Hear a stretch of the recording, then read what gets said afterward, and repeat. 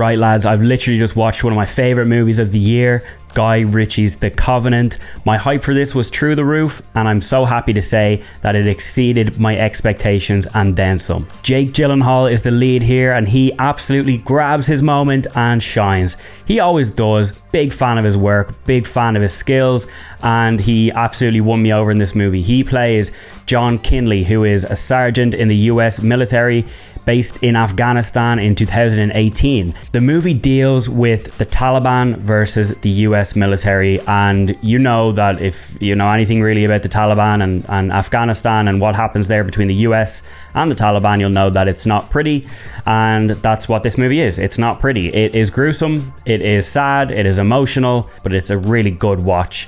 And I had the best time with it from start to finish. Dar Salim, I have never heard of this guy before. I'm going to be brutally honest. I've never heard of him.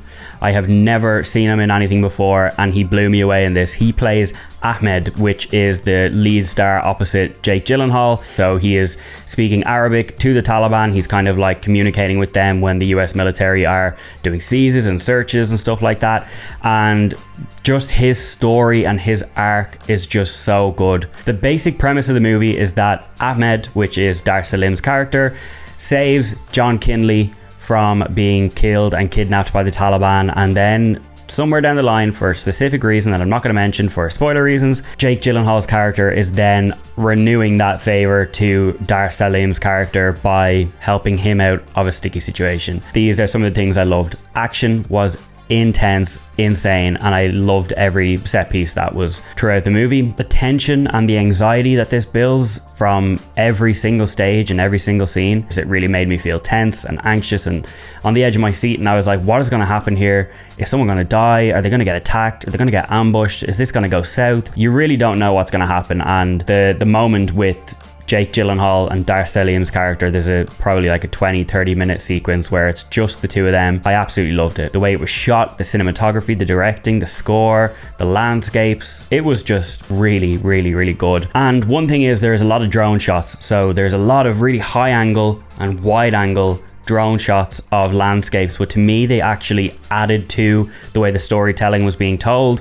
Some drone shots, you see them and they're like the FPV drones and they're like going around like this, and it's so hard to follow what's going on. This was a nice, slow and steady zoom out from the landscape. There was one scene in particular where Jake Gyllenhaal is driving out of a village. The drone comes up and you see about 4 or 5 Taliban trucks coming in from the other end of the village in the one drone shot. Really clever, really well done. I loved it. Look, I'm not going to say anything else about this movie because I don't want to spoil it for people, but what you need to do is just sit down, watch this, and if you are a fan of military movies, of thrillers, of drama, of Jake Gyllenhaal, of Guy Ritchie, because this is a Guy Ritchie movie at the end of the day, if you are a fan of any of these categories, you're probably gonna love this. Maybe not as much as I loved it because I seem to have a really sweet spot for this, but maybe there's 1 or 2 things that I might have done differently. Anthony Starr is in the movie.